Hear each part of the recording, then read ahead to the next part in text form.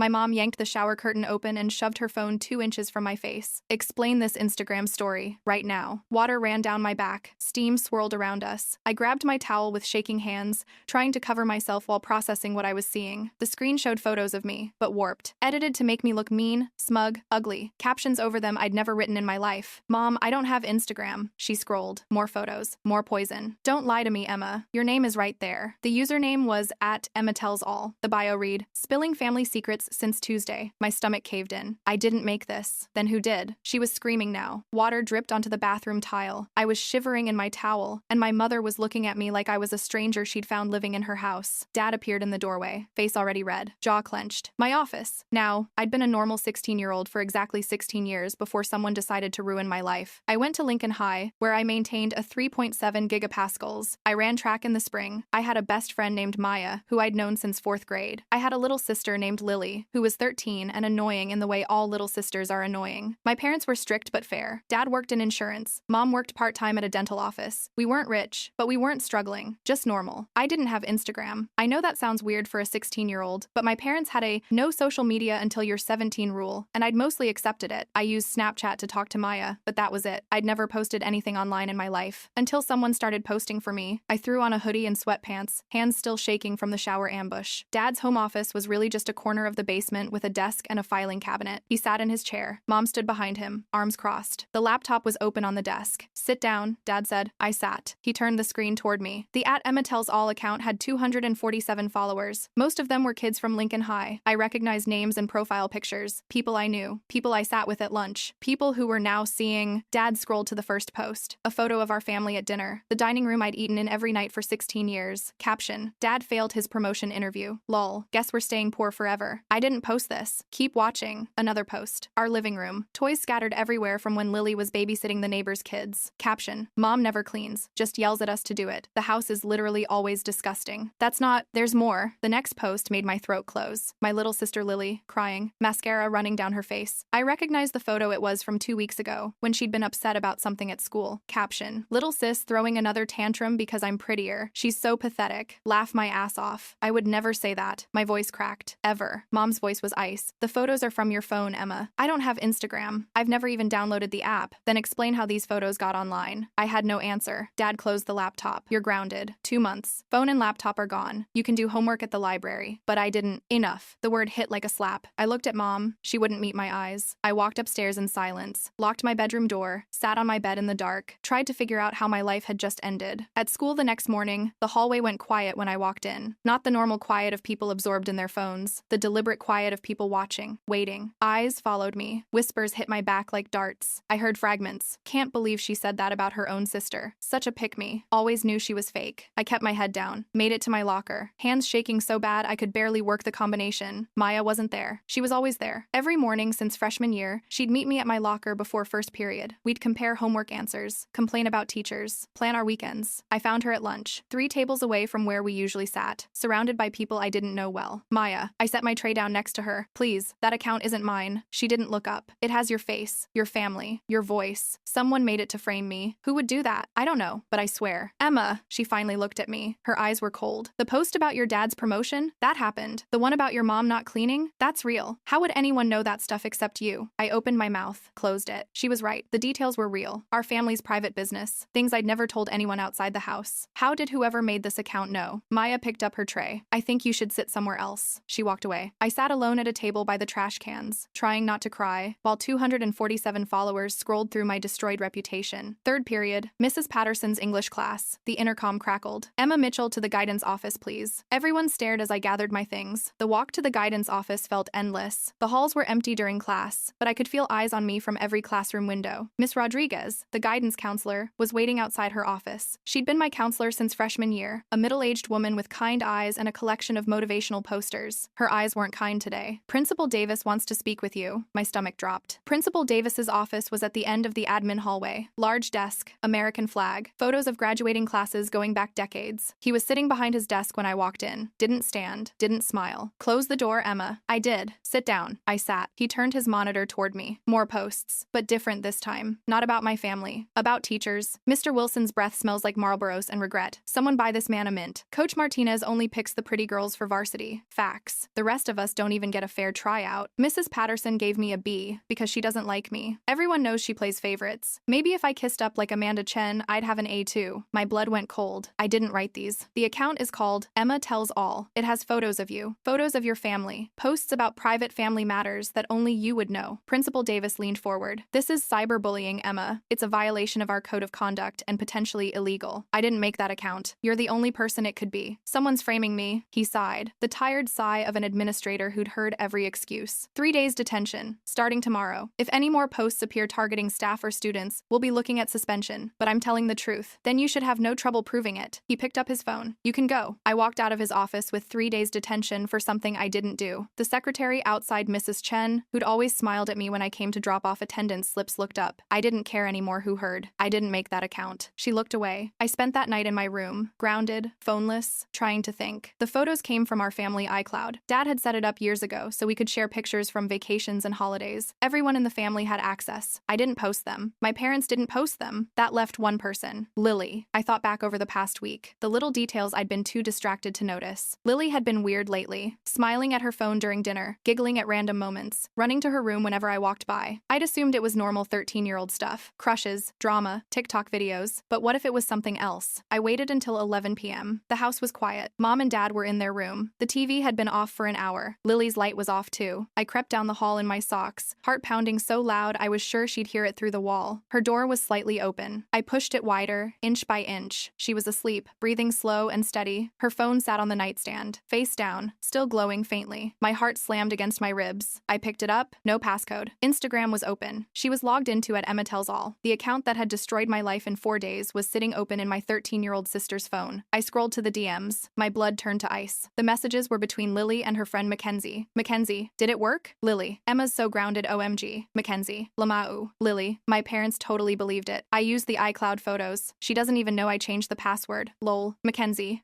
evil. Lily, she deserved it. She's always so perfect. Mom and Dad never get mad at her. Mackenzie, what are you gonna post next? Lily, I'd maybe something about her crush. That would ruin her, lol. Mackenzie, this is the best prank ever. Lily, it's not a prank. It's justice. I scrolled further. More messages, more planning, more laughing about how Emma was suffering. There was one from 3 days ago, right after the dinner post went up. Lily, the best part is she keeps crying and saying she didn't do it, but no one believes her. Mackenzie, OMG, that's so funny. Lily, she called me annoying last week. She said I was immature. Well, guess who's immature now? I screenshotted everything, every message, every confession, every laughing emoji. Then I walked downstairs. My parents were watching TV in the living room. Some crime show. A detective analyzing evidence. Ironic. I need to show you something. Mom paused the TV. Emma, it's almost midnight. You're supposed to be in bed. It's important. I handed her Lily's phone. Watched her face shift. Confusion first. Scrolling through the DMs. Reading the messages. Then realization. Then fury. Lily! Dad's voice shook the walls. I'd never heard him yell like that. Get down here now. 30 seconds later, Lily appeared at the top of the stairs, rubbing her eyes, playing innocent. What's going on? It's so late. Then she saw her phone in Mom's hand. The color drained from her face. You? Mom could barely speak. Her voice was shaking. You did this? You framed your sister? Lily's eyes darted to me. To the phone. Back to me. She called me annoying. Her voice broke. She said I was immature. She deserved it. No one moved. The TV flickered in the corner. The detective had solved the case. Dad stepped forward. His voice was low, controlled, terrifying. You're going to write an apology letter. To every teacher your sister got blamed for. To every student who followed that account. To your sister. Lily's mouth fell open. Dad, and tomorrow morning, you're going to call Principal Davis yourself. You're going to tell him exactly what you did. I can't. You're going to read those apology letters out loud. In front of your class. In front of Emma's class. In front of anyone who saw those posts. Lily started crying. Real tears. Ugly tears. The kind she'd photographed me having and posted for the world to mock. That's not fair. Fair? Mom's voice cracked. You destroyed your sister's reputation. You got her grounded. You got her detention. You made her lose her best friend. You made her teachers think she was a bully. I didn't think. No, you didn't. The living room was silent except for Lily's sobbing. For the first time in 5 days, I wasn't the one crying. Mom turned to me. Her voice was soft, almost broken. I'm so sorry, Emma. I should have listened. I should have believed you. I looked at Lily. She couldn't meet my eyes. You wanted to spill family secrets, I said. She looked up. Congratulations. You just spilled the biggest one. The next morning was chaos. Mom called Principal Davis at 7:30 a.m., explained everything. He was silent for a long time, then asked to speak with Lily. I wasn't in the room for that conversation, but I heard Lily crying through the door. At school, the announcement came during second period. Attention students. There has been a development regarding the Instagram account that has been circulating over the past week. The account was not created by Emma Mitchell. It was created by another student as an act of of targeted harassment. Emma Mitchell is cleared of all disciplinary action. The student responsible will be facing appropriate consequences. The intercom clicked off. The classroom was dead silent. Then Maya turned around in her seat and looked at me. Her eyes were red. After class, she caught me in the hallway. Emma, I'm so sorry. I should have believed you.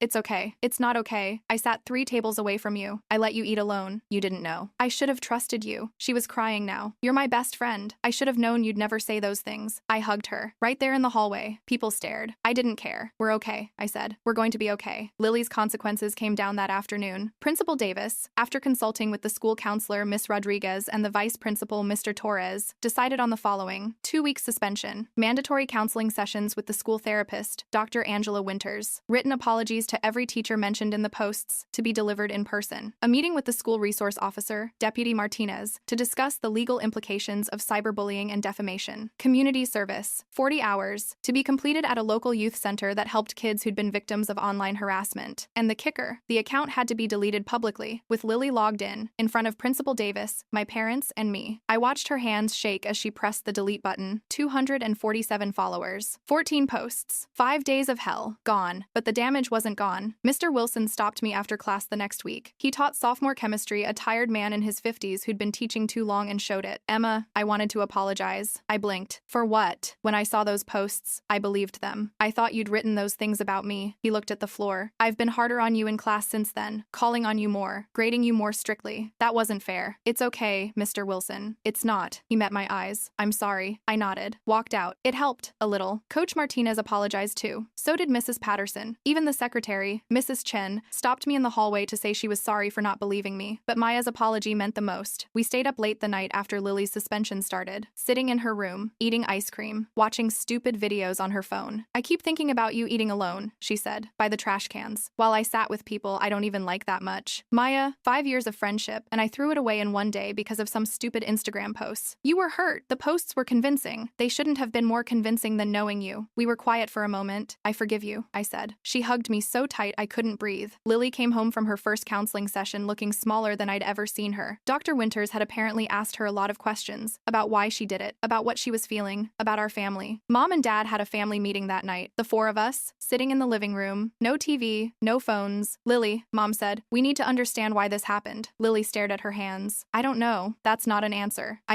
She swallowed. Emma's always perfect. She gets good grades. She has friends. You never yell at her. It's always Emma did this and Emma achieved that, and I'm just there. I felt something twist in my chest. You wanted attention, Dad said. I wanted you to see me. By destroying your sister? I didn't think it would go that far. Tears streamed down her face. I thought people would laugh and it would be over. You didn't think she'd lose her best friend? Get detention? Get screamed at by her own parents? Lily shook her head, sobbing now. I should have been angry. Part of me was. But another part of me, a bigger part, just felt sad. My little sister had been drowning in our shadow, and none of us had noticed. I need you to understand something, I said. Lily looked up. What you did was wrong. Really wrong. You hurt me in ways I'm still figuring out. My teachers looked at me different. My classmates looked at me different. Maya almost walked away forever. She flinched. But I also get it. A little bit. I took a breath. Feeling invisible sucks. Feeling like you don't matter sucks. And I'm sorry if I made you feel that way. You shouldn't be apologizing to her, Mom said sharply. I'm not apologizing for what she did. I'm apologizing for not seeing her. The room was quiet. Lily wiped her eyes. I'm sorry, Emma. I'm so sorry. I know. I wasn't ready to forgive her. Not completely. Maybe not for a long time, but I was ready to start. 3 months later, things were different. Lily finished her community service. She came home from the youth center with stories about kids who'd been bullied online, kids who'd had their lives destroyed by rumors and fake accounts. There was this girl, she told me one night. Someone made a fake account pretending to be her and sent messages to her entire school. She had to transfer. She still has anxiety attacks. Sounds familiar. Lily looked at her hands. I know. I'm sorry. You've said that. I'll keep saying it. She did. Every week. Sometimes more. Dr. Winters said she was making progress, learning to express her feelings without destroying other people, learning to ask for attention instead of stealing it. I didn't know if I believed in therapy, but I believed in the changes I saw. Lily started leaving her door open when I walked by. She started sitting closer to me at dinner. She started asking about my day, actually listening to the answers. It wasn't fixed. Not completely. Maybe not ever, but it was better. Maya and I rebuilt too. We made a pact. No matter what we saw online, we'd talk to each other first. Ask questions before assuming. Trust the friendship over the posts. Even if there's a video of me committing a crime, Maya said, you have to ask me about it first. Deal. Even if it looks really convincing. Even if it's 4K HD with witnesses. Exactly. We were okay. Better than okay. The thing about surviving something terrible is that it either breaks you apart or welds you together. Maya and I were welded now. now, stronger than before. I got my phone back after 2 months. The first thing I did was check Instagram not to post, but to see if anyone was talking about me. They weren't. The story had died. At Emma Tells All was gone. People had moved on to the next drama, the next scandal, the next viral disaster. My 15 minutes of infamy were over, but I remembered every second. Last month, a freshman girl came up to me in the hallway. "You're Emma Mitchell, right?" I tensed. "Yeah?" I just wanted to say, "What happened to you was really messed up, but the way you handled it was cool. You didn't freak out. You just proved you were innocent. Thanks. My older brother got framed for something online last year. Different situation, but it helped knowing it happened to someone else, and they got through it." I didn't know what to say. Anyway, she smiled awkwardly. "I just wanted you to know." She walked away. I stood in the hallway for a long moment, thinking about all the people who'd been through what I'd been through, all the people who'd been accused of things they didn't do, watched their reputations crumble, screamed into the void that they were innocent while nobody listened. Most of them never got vindication. I did. The last conversation I had with Lily about it was 3 weeks ago. She'd finished her community service, finished her suspension makeup work, was back at school, trying to rebuild her own reputation. People knew she was the one who'd made the account, and some of them hadn't forgiven her. "Do you hate me?" she asked. We were sitting on the back porch. Summer was coming. The air smelled like cut grass. "No, but you're still angry." "Sometimes. Less than before." She nodded. "I deserve that." "Yeah, you do." We sat in silence for a while. "I'm going to make it up to you," she said finally. "I don't know how yet, but I will. You don't have to." "I want to." What I did was, she shook her head. "I watch those videos now. At the youth center, kids whose lives got destroyed by fake accounts, kids who hurt themselves because of online harassment, and I think, I almost did that to you, my own sister." Her voice broke. "I'm so sorry, Emma." I looked at her. My little sister. The girl who'd framed me, humiliated me, almost destroyed me. The girl who was trying to be better. "I know," I said, and for the first time, I actually meant it. Someone asked me recently what I learned from all of this. I thought about it for a long time. Here's what I came up with. The internet can destroy you in a day. Your reputation, your friendships, your family's trust, all of it can evaporate because of something you didn't even do. But the truth has a way of coming out. Not always, not for everyone, but sometimes. If you're patient, if you're smart, if you refuse to give up, the truth surfaces. And when it does,